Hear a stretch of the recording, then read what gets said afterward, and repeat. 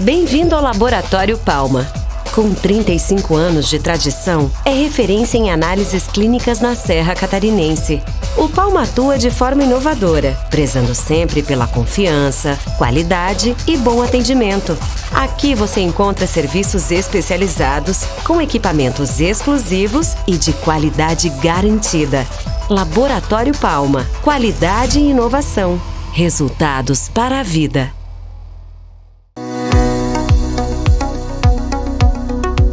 Sejam todos muito bem-vindos ao nosso espaço, ao nosso novo espaço aqui na Rua Benjamin Constant, número 400, que foi pensado no conforto e na comodidade dos pacientes.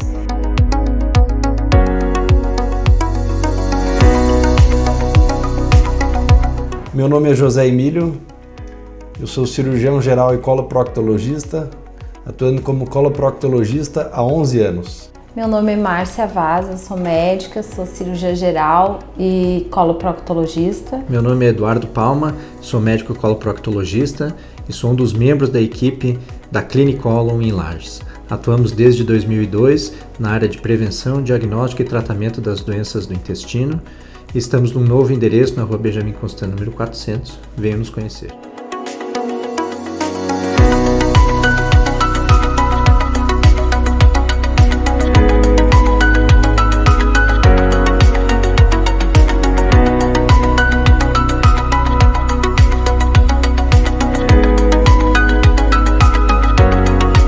Meu nome é Eduardo de Souza Andrade, eu sou médico coloproctologista, atuo na área de doenças coloretais. A coloproctologia é uma especialidade cirúrgica onde a gente tem grandes e pequenos procedimentos. Dentre os pequenos, as cirurgias orificiais mais do dia a dia, que são as doenças hemorroidárias, fístulas e fissuras, e as cirurgias que a gente diz que são as cirurgias maiores de intestino grosso, onde as neoplasias, os tumores, as doenças benignas, a doença diverticular e a endometriose fazem parte do rol dos nossos procedimentos.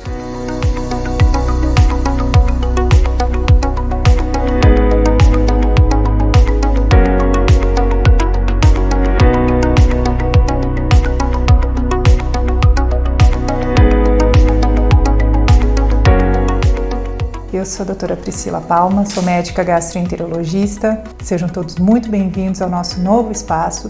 Esse é o meu consultório e fiquem muito à vontade.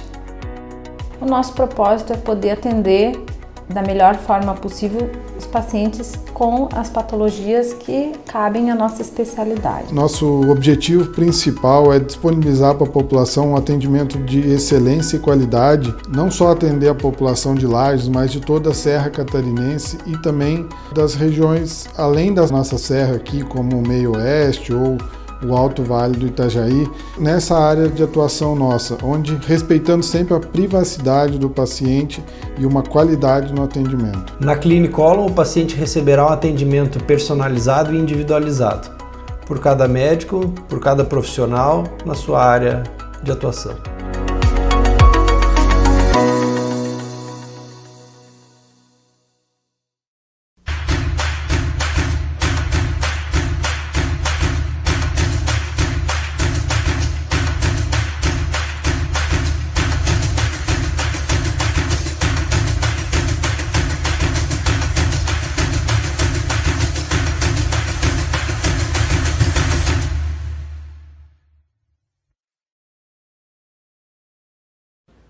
Boa noite, pessoal. Já estamos aqui na Clinicolum e vamos começar a nossa Top Live Saúde de hoje aqui com a doutora Márcia.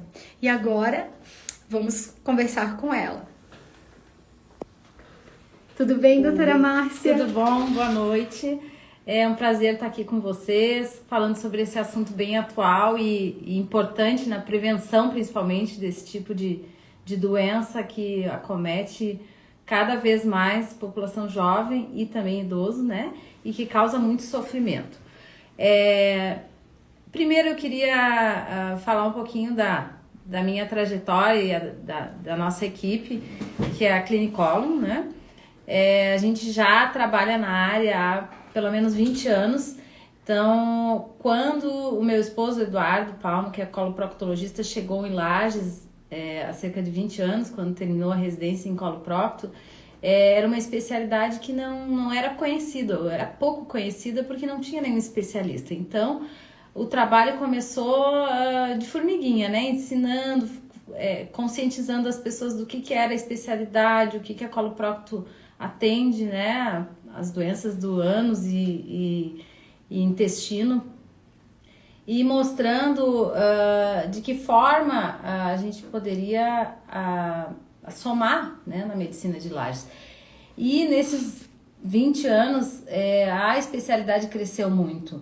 Antes a gente precisava explicar, mostrar a importância de fazer os exames preventivos. Hoje em dia as pessoas nos procuram pedindo para fazer o exame, porque o exame de colonoscopia, que é um dos exames de screening para o câncer de intestino, é um exame invasivo, a gente sabe que tem um preparo e que tem uma certa resistência, mas hoje em dia as pessoas vêm buscando, e isso traz muito prazer para a gente em saber que, mesmo sendo um exame chato de fazer, todos veem da importância, né, e da prevenção do câncer de intestino fazendo esse exame.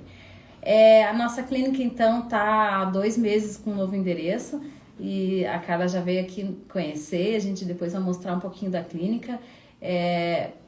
Como a gente falou, o nosso trabalho na área de coloprocto e na prevenção do câncer de intestino já vem há muitos anos. Eu vou mostrar para vocês uma campanha que a gente, nos últimos 3 anos, vinha fazendo com a população em relação à prevenção do câncer, que era o Setembro Verde, né? Onde no mês de setembro a gente fez algumas explanações através de folders, através de entrevistas na Câmara de Vereadores, nas rádios de Lages, mostrando então um pouco da especialidade, um pouco do câncer e como a gente pode prevenir o câncer. Carla, mostra, por favor. Então, vou mostrar aqui. Nossa campanha desse ano foi: se você sabe se é possível prevenir o câncer. Isso a gente vai falar um pouquinho hoje, tá? É possível sim, tá? Então a nossa equipe tava grávida ali, ó. Isso foi há 3 anos atrás. Ó, o morro com a cruz iluminada de verde, né? Bom, antes de a gente falar em prevenção, vamos falar o que é o câncer, então. O câncer, então, é um crescimento desordenado das células, né? Que pode invadir alguns tecidos de perto e até mesmo de longe, né? Da onde surge o câncer de intestino? Uma pequena porcentagem dele é hereditária. Então, existem 2 doenças, basicamente, que é a doença síndrome de Lynch, né? E a polipose familiar, que são doenças hereditárias, mas a porcentagem é muito pequena. A grande maioria dos casos de câncer de intestino se originam dos pólipos. Os pólipos começam com um crescimento, como se fosse um tecido que cresce, uma protrusão, né? Um crescimento anormal acima da superfície epitelial, que pode ser encontrado em vários locais do trato gastrointestinal, principalmente no intestino. Aqui, ó, para que todos entendam o que é cólon, o que é reto, que foi uma das perguntas, né? A gente recebeu mais de 40 perguntas em relação ao assunto, então verdade. Eu vou lembrando das perguntas e vou falando algumas coisas. Aqui, ó, o que é o cólon, o que é o reto? Então, o aparelho digestivo, né, ou a digestão, começa na boca, através da mastigação. Então, o alimento desce por um tubo que é o esôfago, cai no estômago, que aqui tá escuro, né, mas cai no estômago, que o estômago faz a trituração dos alimentos, e a partir do estômago vai para o intestino fino. A gente tem metros de intestino fino, onde é absorvido alguns alimentos, entra em contato com algumas enzimas, e depois o intestino grosso. Então, o cólon que a gente fala é o intestino grosso. O intestino grosso tem uma parte que é o cólon ascendente, aqui é o seco, o apêndice, ó, cólon ascendente, cólon transverso, cólon descendente, sigmoide, e aqui é o reto. Então, teve uma pergunta, qual é a diferença do cólon para o reto, né? Então, o cólon é toda essa parte aqui e o reto é a parte final do intestino. Como a gente falou, então, a grande maioria dos pólipos, a grande maioria dos cânceres de intestino se originam de pólipos. Os pólipos, eles são um crescimento anormal que podem, durante a vida, né, através de alguns fatores negativos, que são os fatores ambientais, sofrerem uma transformação maligna. Nem todo pólipo vai desenvolver câncer, né? Mas a gente não sabe qual é o pólipo que vai tomar o caminho ruim, como eu digo, né? Então, vigiar esses pólipos e saber quem tem pólipos é muito importante. Alguns tipos de pólipos que são inflamatórios nunca vão se transformar em câncer, né? Mas outros sim. É claro que o pólipo não se transforma em câncer de um dia para o outro, né? E aí entra o que a gente falou, ó, fatores genéticos e fatores ambientais. Existem alguns fatores ambientais que são positivos, que previnem, né? Existem alguns fatores ambientais que são negativos, ou seja, eles podem predispor ao aparecimento do câncer. Quais são os fatores negativos? A obesidade, então a gordura, né? O índice de massa corporal é um fator muito importante. Inclusive aqui na nossa clínica, o Eduardo está fazendo a tese de mestrado dele baseada nisso, né? Qual é a porcentagem de pacientes obesos com pólipos que desenvolvem câncer, para tentar mostrar se isso tem realmente essa influência negativa, né? Então a obesidade é um fator negativo. A nossa cultura alimentar aqui da região da Serra, né, onde a gente tem uma alta ingesta de carnes principalmente, né? Dando um oizinho aqui, né, doutora Márcia? Agora já vamos mudar para ela aqui, ó. Peraí.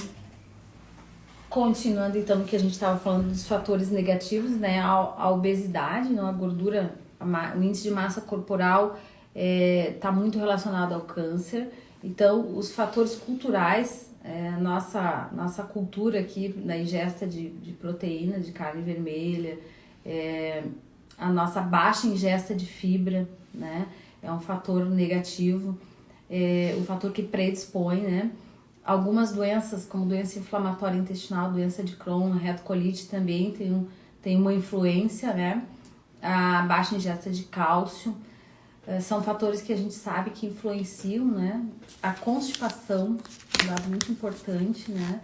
Existem alguns excrementos, porque o cólon, ele basicamente transporta as fezes, e as fezes, digamos que 60% do peso das fezes é constituído de bactérias. O intestino tem algumas bactérias que são benéficas, que nos protegem, que fornecem energia para as células intestinais. Existem algumas bactérias que prejudicam, né, o bom funcionamento. Então, manter o intestino funcionando normal, tendo um hábito com uma certa frequência, faz com que esses excrementos não fiquem em contato com a mucosa do intestino por muito tempo. Então, a ingesta de fibra, de pelo menos 30 gramas de fibra por dia, é o fator protetor. E a gente sabe que na serra a gente come pouca fibra, né? Então, eu costumo conversar com os pacientes sobre seu hábito alimentar e a maioria fala que não consegue ingerir a quantidade ideal de fibra, né? Então, esse é um outro fator negativo, né? Qual é, então, o fator protetor? A ingesta de fibra, um hábito saudável, né? Praticar atividade física, ingerir uma quantidade mínima de líquido, né? Então, 2 litros de líquido por dia, tudo isso facilitando, né? Um hábito intestinal mais normal. Existem estudos que falam que um outro fator protetor é o uso do ácido acetilsalicílico, né? O anti-inflamatório não esteroidal, também teria um fator protetor. A ingesta de cálcio, né? Também. A gente não costuma fazer a indicação de usar o ácido acetilsalicílico contínuo, porque a gente sabe que também tem outros fatores prejudiciais do uso contínuo do anti-inflamatório. Mas estudos falam que ele pode ter um fator benéfico. Em relação aos sinais e sintomas, que é uma outra questão, né, que foi levantada. O câncer de intestino, ele começa com pólipo, como a gente falou. Quando o pólipo é pequeno, ele não dá sintoma, então isso é uma outra preocupação, né? os sintomas eles vão surgir quando já tem um tumor já mais avançado. Então, a nossa cultura é para que a gente possa prevenir o câncer, não deixar que ele já tenha alguns sintomas. Quando ele tem sintoma, depende da localização. O nosso intestino, como a gente mostrou ali, ele é muito longo, então existe diferença nos sintomas quando o tumor é do lado direito, quando é do lado esquerdo, quando é do reto. Tumor do lado direito, ele geralmente começa com um sinal de anemia. Por quê? Porque ele vai crescendo lentamente, ele só vai obstruir quando ele for muito grande, porque o seco, que é o lado direito do cólon, é mais largo, né? Já os tumores do lado esquerdo do cólon, eles costumam sangrar com a presença das fezes e muitas vezes pode apresentar sangue vivo nas fezes, o que preocupa muita gente, né? A gente recebe muitos pacientes com hemorroida, que é uma causa de sangramento, que vem com a preocupação de que estão sangrando, será que não é um câncer? Então, a principal causa de sangramento anal vivo não é câncer, é a doença artificial, é a hemorroida. Mas a gente não tem como diferenciar, olhando o sangue, se é decorrente de uma doença benigna ou não. Então, realmente, sangramento não é normal. Sangrou, pelo menos, o certo é procurar fazer uma consulta, né? Para que seja investigada a causa do sangramento. Mas então, voltando aos sinais e sintomas, os tumores do lado esquerdo, eles podem apresentar um sangramento vivo nas fezes, eles podem apresentar uma alteração no hábito intestinal, então aquela pessoa que evacuava normal, ia no banheiro todo dia, sem esforço, e passou a ter umas fezes de aspecto mais afilado, passou a ter que fazer um esforço para evacuar maior, que antes não fazia, e muitas vezes pode, inclusive, quando o tumor é volumoso, obstruir. Então ele cresce e pode impedir a passagem das fezes e dos gases, né, e causar outros sinais, como sintomas como distensão abdominal, má digestão, né, outros sinais associados a um tumor, emagrecimento, né, anemia. Então são sinais de alerta. Quando a gente já tem esses sinais e sintomas, geralmente é um tumor mais avançado. Então, o nosso foco qual é? É tentar fazer um trabalho de prevenção. Então, como é que a gente pode prevenir? Através das medidas que a gente comentou, né? Mas começando a fazer um rastreamento. Então, existem alguns protocolos de rastreamento. O que é rastreamento? É a gente procurar algum sinal precoce, né? Para que a gente possa evitar o desenvolvimento da doença. Como o pólipo não dá sintoma, os screenings começam a partir dos 45 anos e a Sociedade Americana preconizava até 2 anos atrás a partir dos 50 anos, e a gente viu que a incidência em jovens lá nos Estados Unidos aumentou, né, abaixo dos 50 anos aumentou em 2%, então eles reduziram, né, a indicação de começar o screening a partir dos 45 anos de idade. Então, a partir dos 45, o que a gente começa a fazer de exames? É pesquisa de sangue oculto nas fezes, tá?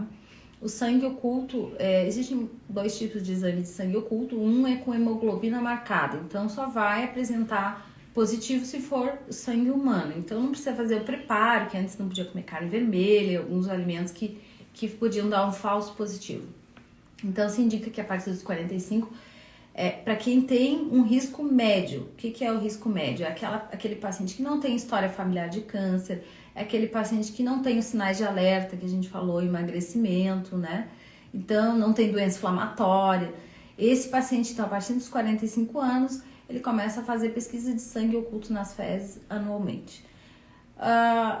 Tendo um resultado positivo, a gente vai para o exame mais específico, que é a colonoscopia, tá? A colonoscopia convencional, é feita através de um aparelho que entra pelo ânus e filma, né, todo o cólon e uma parte final do intestino fino.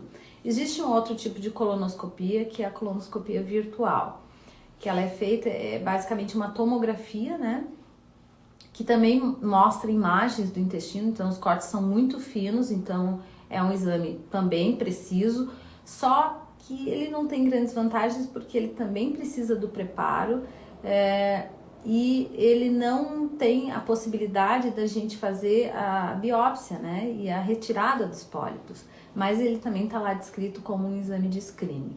A retosigmoidoscopia, que é um exame de imagem não, um exame em que a gente introduz um aparelho pelo ânus também, mas só vai visualizar a parte final do intestino, que é a localização mais comum dos tumores, né? Isso é feito, então, de 10 em 10 anos. Tu fez um exame em torno de 45 anos, deu sangue oculto positivo, por exemplo, fez a colonoscopia tá normal, você vai precisar repetir o exame só em 10 anos. Então, isso as pessoas que são consideradas de risco médio. Já quem tem um risco alto, quem é considerado de risco alto? Quem tem um parente ou um familiar de primeiro grau que teve câncer. A gente sabe que se tu teve um parente de primeiro grau com câncer de intestino, você tem uma chance, um risco dobrado de apresentar câncer de intestino. Então essa pessoa vai começar a sua investigação mais cedo. Mais cedo quando? Vai começar 10 anos antes da idade do familiar, né? Ou a partir dos 45, como fala. Se foi o familiar teve com 70, vai começar com 45. Esses exames são importantes, por quê? Porque vão detectar os pólipos precocemente, né? Como é que eu sei qual é o pólipo que eu tenho que retirar, qual é o que eu não tenho que retirar? O certo é você retirar todos os pólipos. Como a gente não sabe qual que vai tomar o caminho ruim, né? O certo é durante o exame a gente fazer um procedimento que pode ser através de uma pinça de biópsia ou através de uma alça de polipectomia, a gente retirar esses pólipos. Eu queria mostrar um pouquinho para vocês ali o que são os pólipos. A gente tem aqui uma imagem dos pólipos e como é que a gente retira esses pólipos. Inclusive tem uma perguntinha aqui da Rosilene Bejarano e ela está perguntando aqui: o câncer coloretal é genético? Então, como eu falei, assim, uma pequena porcentagem do câncer é hereditário, tá? Que são essas doenças hereditárias, principalmente a doença de Lynch e a polipose múltipla familiar. Então, assim, por exemplo, se tem um caso de polipose múltipla familiar, né, na família, os filhos dessa pessoa vão ter 100% de chance de ter a doença, porque é uma herança autossômica e existem muitos pólipos no intestino, então não existe como a gente vigiar esses pólipos, né? Tu não tem como saber dentre 1000 pólipos que tem no intestino, qual deles que vai malignizar. Então, esses casos de doenças hereditárias precisam ter um acompanhamento mais precoce e muitas vezes precisam de fazer alguma cirurgia de prevenção. No caso da polipose múltipla familiar, a gente programa uma cirurgia de ressecção de todo o cólon, numa idade bem precoce, para evitar um câncer que é certo que essa pessoa vai ter no futuro. Então, essas doenças hereditárias, graças a Deus, né, tem uma incidência muito baixa. Então, o principal, digamos, precursor do câncer de intestino é o pólipo, né? Então, o pólipo a gente pode vigiar, é isso que a gente está falando, e a gente pode retirar o pólipo e prevenir o câncer. Então, esse caminho do pólipo é importante que a gente possa explicar para vocês como é que acontece. Então, agora você vai mostrar pra gente, né, doutora? Vamos lá? Vou achar uma figura aqui do pólipo que eu quero mostrar o que é o pólipo. Doutora Priscila entrando aqui, ó, já tá falando que você tá maravilhosa, doutora Márcia. Obrigada, Pri. Tudo bom? Ele tá passando um pouco, tá descansando, tá lá em Minas. Ai, que delícia! Um doce de leite maravilhoso, que eu já vi. Então vamos mostrar as imagens, que a gente tem várias perguntas de alguns jornalistas que mandaram aqui pra gente. Aqui, ó, Carla. Então, aqui, ó. Os pólipos são essas verruguinhas, ó. Elas começam pequenininhas e aqui a gente tá vendo as camadas do intestino, tá? E aqui a progressão dos pólipos. Então, o pólipo, quando ele é pequeno, que é aquele pólipo adenomatoso, geralmente ele é benigno. Quando ele começa a crescer, é que começa o risco de malignizar. E os pólipos, então, que tem mais de 1 centímetro, são os que têm mais chance de sofrer transformação maligna. Então, a gente retira todos, né? Desde que surgiram, a gente tá vendo o pólipo tá retirando. Mas quando ele tem mais do que 1 centímetro, aí existem algumas características macroscópicas que a gente chama através do aspecto dele, né? Que pode nos dizer que talvez ele já seja um câncer. E aí a polipectomia talvez não seja o melhor tratamento. Então, quando eles são pequenininhos, como esse aqui, ó. Esse aqui, aqui tá mostrando como é que se faz então a polipectomia, que é a retirada do pólipo. Quando ele é plano, pequenininho, a gente tira com a pinça de biópsia. Quando ele é maior, a gente usa essa alça. Essa alça, ela tem uma facilidade em que a gente pode cortar e queimar a base do pólipo. Porque esse pólipo aqui, ó, provavelmente ele tem uma artériazinha que tá nutrindo ele, né? Então, na hora de retirar, pode haver um sangramento. Então, através da alça aqui, é uma alça diatérmica, né? Em que a gente corta e já cauteriza. E manda esse pólipozinho aqui para análise histopatológica. Depois da análise histopatológica, a gente vai ver que tipo de célula tem ali, se já era uma lesão pré-maligna ou não, para a gente poder saber de quanto em quanto tempo vai ter que repetir essa colonoscopia. Tendo pólipo, a gente já sabe que a pessoa tem a predisposição, então não pode fazer uma colonoscopia e nunca mais aparecer. Tem que seguir acompanhando, né? Aqui, ó, na figura mostra, ó, um pólipo já com uma lesão pré-maligna. Essa lesão pré-maligna é uma lesão superficial, ó, pega só a primeira camada do intestino. Então, a polipectomia provavelmente já vai ser um tratamento curativo. A gente vai tirar o pólipo e tá resolvido. Era um câncer, mas vai estar curado só com procedimento endoscópico. Aqui, ó, o câncer já tá, a lesão, que é o câncer precoce, já tá tomando uma profundidade um pouquinho maior. Só que isso aqui ainda se chama mucosa. Então, eu posso fazer o tratamento através da ressecção endoscópica com a alça. Agora chegou aqui, ó, já numa camada mais profunda, que é a submucosa, que a gente chama. Aqui já tem um risco. Risco de quê? Risco dessa lesão já ter uma metástase num linfonodo, numa íngua. E aí eu só retirar aqui, eu não vou estar curando, porque já tem uma doença um pouco mais profunda. Aí existem outros procedimentos que a gente pode fazer também via endoscópica, que se chama mucosectomia, tá? Se infiltra aqui com um líquido, então essa lesão vai subir e aí com um outro material que é uma pinça que é um cautério que corta e queima, a gente vai cortar aqui na parte mais superficial. Esse já é um procedimento mais invasivo.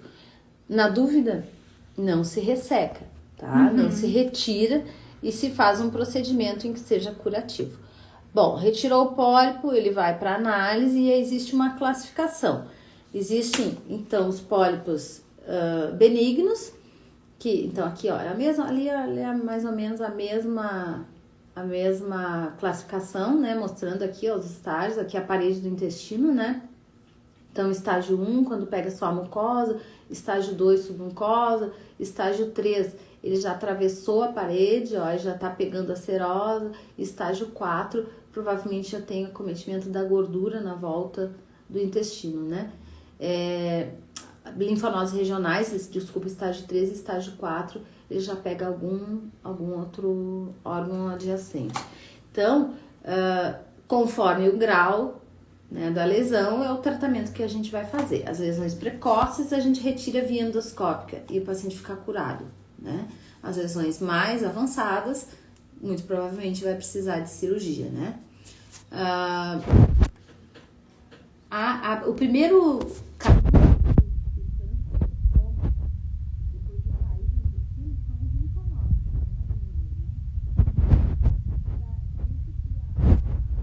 estágio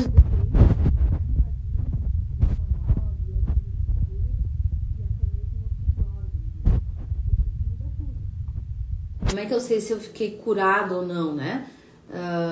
Depende não só do planejamento antes, mas também do resultado depois da cirurgia, né? O que eu não posso, então, tratar ressecando via endoscópica, eu vou fazer a cirurgia. Ainda falando um pouco do tratamento endoscópico, né? Essa classificação dos pólipos, né? Uma das classificações histopatológicas que a gente utiliza muito e vocês veem depois quando vem no resultado histopatológico é a classificação de Viena. Então muitas pessoas têm a dúvida, o que é isso, né? O que é aquele númerozinho que vem embaixo do resultado ali? Então essa classificação nos diz se já existe uma displasia, uma alteração celular. E a displasia ela pode ser leve, moderada e avançada. Então, quando a gente tem uma displasia leve a moderada, está resolvido através da polipectomia. Quando a gente já tem uma displasia avançada, a gente precisa o quê? De uma margem de ressecção. Não adianta eu retirar só o pólipo, eu tenho que retirar com uma margem. Então, aí já precisa indicar um procedimento cirúrgico, né? Os procedimentos cirúrgicos dependem da localização, né? Então, um tumor de reto, ele tem um tratamento diferente de um tumor de cólon, né? E uma outra pergunta frequente é, eu preciso fazer quimioterapia, radioterapia, antes, depois?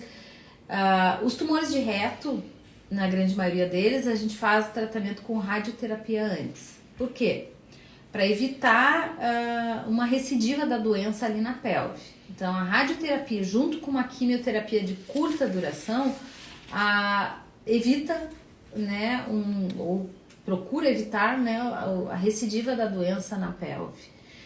Já o tumor de cólon, que é o restante do intestino, né, a gente procura fazer a ressecção cirúrgica primeiro, a menos que o paciente tenha uma metástase, por exemplo, já tem uma lesão no fígado, né, porque o primeiro órgão a ser acometido fora do intestino geralmente é o fígado, né, não sendo por contiguidade, porque o tumor pode crescer na parede e encostar num órgão próximo dele, mas via linfática ou venosa é o fígado o primeiro órgão a ser acometido. Então, nas lesões do cólon, restante do intestino, se tu tem o tumor, descobriu o tumor, foi fazer os exames, que a gente vai falar sobre os exames de estadiamento, tinha um tumor no fígado e não está sentindo nada, primeiro a quimioterapia. Por quê? O que avança mais rápido é a metástase. Então, a pessoa pode ter consequências piores com relação à metástase no fígado do que a doença do intestino. Então, primeiro a gente faz a quimioterapia para controlar aquela lesão do fígado e depois faz a cirurgia, tá? Se não, é um tumor localizado no colo, o primeiro tratamento é a cirurgia. Olha só, temos um comentário aqui da Raquel. Márcia, linda e competente médica. A Raquel Figueiredo. Obrigada, Raquel. Não, ela tá dando uma aula aqui na Raquel, tá arrasando na live, olha só. Aí a Silvana tá comentando aqui que ela tem um nódulo no fígado. É preocupável isso? Então, o que a gente estava falando, sabe? O primeiro órgão, né, a ter metástase, no caso de lesões de cólon principalmente, é o fígado. Mas o fato de ter uma lesão no fígado não quer dizer que a pessoa não possa ficar curada, tá? O tumor de cólon, ele tem essa perspectiva, né, da gente poder tratar a lesão, ressecar a metástase, muitas vezes na própria cirurgia, sabe? Quando tu vai fazer a cirurgia de intestino, tu já resseca a lesão do fígado. O tratamento evoluiu muito, sabe? A terapêutica evoluiu muito. Então, existem muitas possibilidades. Existem pacientes que têm muitas metástases hepáticas e ressecam e fazem procedimentos para que aquelas lesões diminuam antes de fazer a ressecção, né? Então, o fato de tu ter uma lesão no fígado indica que, claro, a doença tem um estágio mais avançado. A gente já chama no estadiamento. Estadiamento é esse estudo que a gente faz, né, do tumor antes de operar para saber aonde ele anda, né? Então, o estadiamento do tumor de cólon, além da biópsia, né, para saber o tipo histológico, e além de uma colonoscopia completa para ver se não tem mais de uma lesão, porque muitas vezes o paciente tem sintoma de uma lesão lá no sigmoide, que é mais baixo, né, e tem junto um tumor sincrônico no lado direito. Então, o planejamento cirúrgico é totalmente diferente. Então, é preciso fazer uma colonoscopia completa, é preciso fazer uma tomografia de abdômen e pelve para ver até onde ele está indo, se ele está só dentro do intestino, se ele já tem algum linfonodo, se tem algum órgão próximo acometido ou não, se o fígado está acometido ou não, né? Precisa fazer a dosagem do CEA, que perguntaram o que é o CEA, né? O CEA é o marcador tumoral. Então, o CEA é uma glicoproteína que ela é produzida por algumas células do próprio intestino, né? Células califormes, e que ela está aumentada em muitos casos de adenocarcinoma, mas ela não aumenta só em câncer. Então, por isso, o CEA é um marcador muito importante para a gente controlar a doença depois, Se o CE diminuiu depois da cirurgia e aumentou novamente, a gente tem que procurar recidiva da doença ou até alguma metástase. Então, o CE é um marcador muito importante, se solicita antes da cirurgia, mas quando já tem diagnóstico. Ele não é um exame para se pedir para descobrir se tem ou não câncer, entendeu? Ele não é confiável, não é um exame de screening, é um exame para controle de recidiva e de metástase. Ó, a Raquel tá perguntando aqui, câncer de cólon é genético na maioria das vezes? A gente já tinha falado, mas ele entrou depois. Sim, não é, na maioria das vezes não é genético. A chance de uma doença genética hereditária é em torno de 15%. E ela tá perguntando como fazer para se prevenir, a Raquel, sua amiga. Então, Raquel, assim, é uma alimentação saudável, rica em fibra, cálcio pode ajudar, que mais? Fazer os exames de screening, né? E aí, como a gente já tinha falado, depende se tu é grupo de alto risco ou não, né? Então, quem é grupo de alto risco tem que fazer exames com mais frequência, né? Tem mais chance de ter pólipo, se teve algum familiar de primeiro grau que teve câncer, né? E se é de médio risco, que não tem história familiar, né? Que não tem nenhum sinal de alerta, aí faz os exames com espaçamento maior. Faz um primeiro, claro, se tem pólipo, aí tu passa a ser de alto risco, vai fazer com mais frequência, mas a gente tem que analisar caso a caso. Quer ver, a Silvana tá falando aqui que ela tem um pólipo na vesícula. Então, o pólipo na vesícula não tem relação com pólipo do intestino, tá? Não sei se tem de intestino e tem na vesícula também.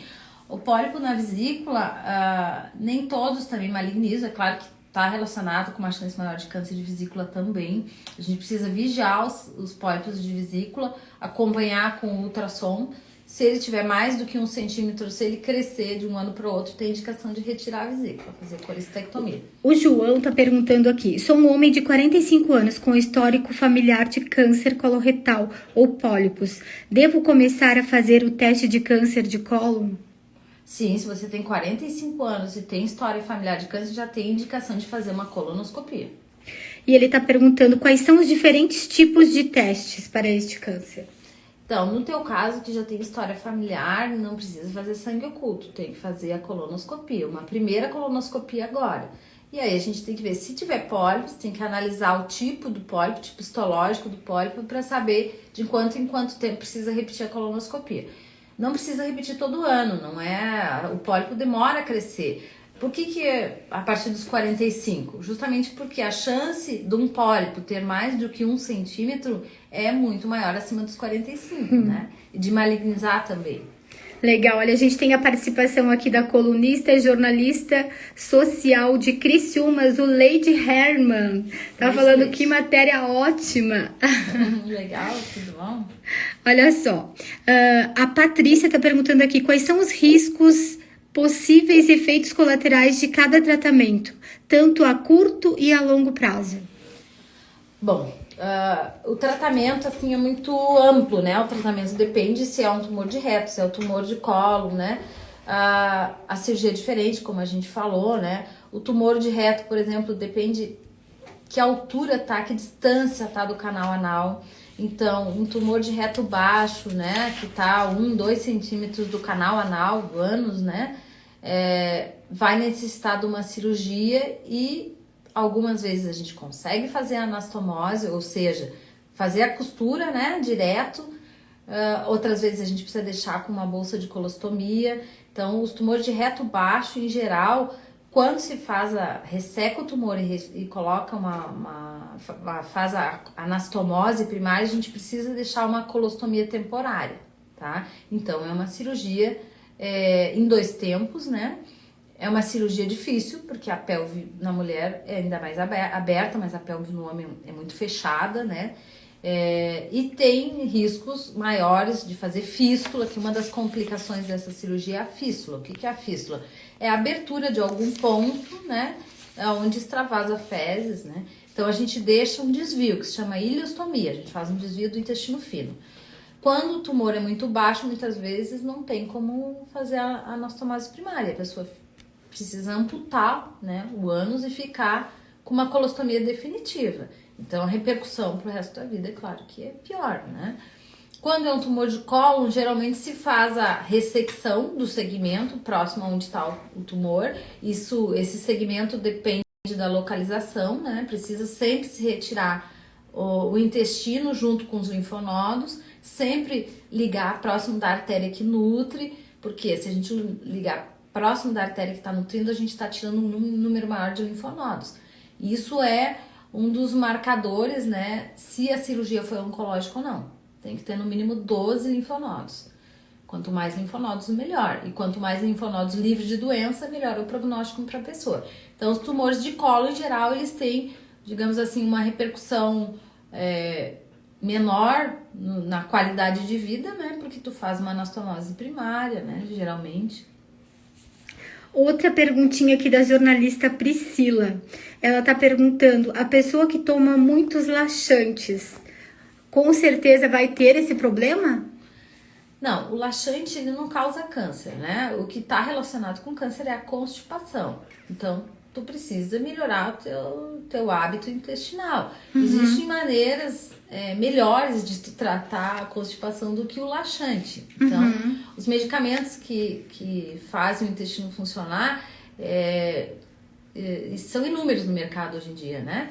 E existem várias categorias, né? Alguns agem como estimulando o movimento peristáltico, outros agem como catártico. O que é isso? Ele é um irritante da mucosa do intestino, então faz funcionar porque enquanto não eliminar aquele produto ali que está irritando o intestino, ele não para de se contrair. E esses não são a melhor maneira de tratar a constipação. Hoje em dia a gente tem outros, tem fibra, tem alguns outros que que atraem água para dentro das fezes, que aumentam o bolo fecal e acabam causando um aumento no trânsito intestinal de uma forma menos agressiva, né?